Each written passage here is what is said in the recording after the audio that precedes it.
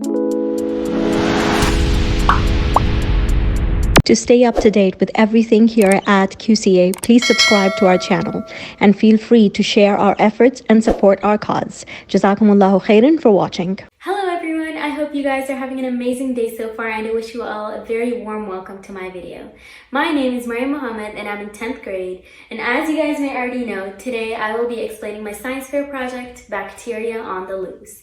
But before I get started, I just want to give a huge shout out to my science teacher, as well as everyone else who put in all their hard work and dedication to help me reach the end of this experiment successfully. Now, with that in mind, let's get started, but with a question.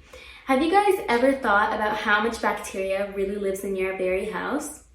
Well, it's estimated that in the average American household, there are over 9,000 species of bacteria, making everyone's house a hidden world of germs. With that thought, I designed an experiment with the main purpose being to determine how much bacteria is accumulated by a person after they go out and come back to their homes. Another motive for this experiment was figuring out whether home-produced materials can have a better impact than store-bought ones. All this led me to hypothesizing that if I test my subjects to see how much bacteria they spread after coming out from outdoors, and if I create a disinfectant and a mask, then the amount of bacteria will significantly reduce because of the powerful substances used to make each item, such as aloe vera, quality cloth, natural resources, and many more.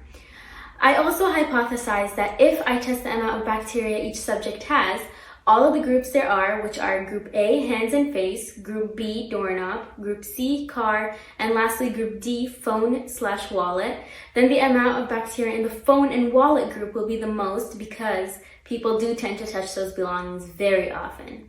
So in order to conduct this experiment, as mentioned, I chose 4 different locations which served as my independent variable, and then I chose 3 subjects who regularly went out, whether it was for groceries or other necessities.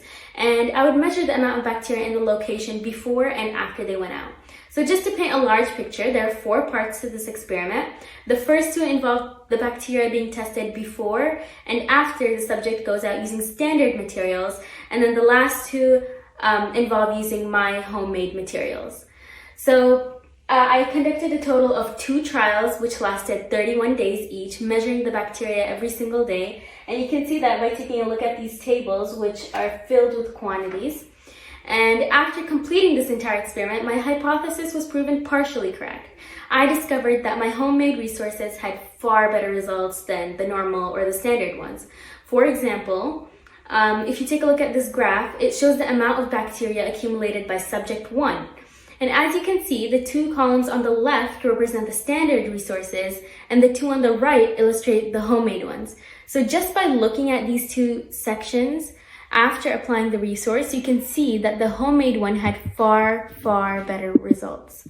Now, in these 3 graphs, you can see the difference of bacteria before and after applying the 2 substances. So just to point out one in specific, if you look at the bacteria in the car, which is green on the top graph, it is 68.3 colonies. However, after applying the standard materials, it decreased to 56.7 and then further went down to 50.7 colonies after applying my homemade ingredients.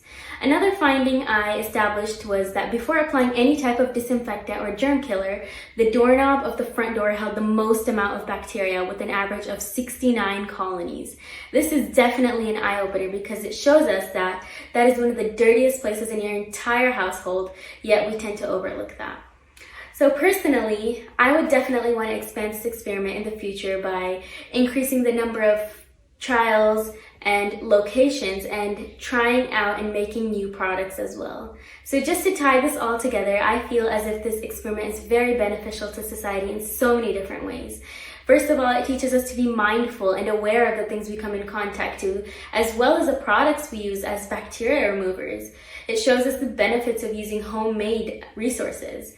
I also feel like this project has really helped me lend a hand to the world, which solves one of our most relevant problems, considering the fact that we're in the middle of a global pandemic. I mean, I think this experiment can aid in giving us guidance and shed some light on just the little things that count.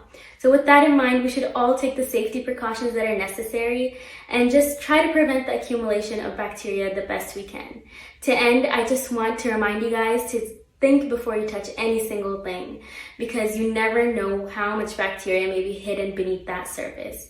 And with that, I thank you guys so much for listening, and I wish you a great rest of the day. يا من أجبت دعاء نوح فانتصر وحملته في فلكك المشحون، يا من أحال النار حول خليله روحا وريحانا بقولك كوني.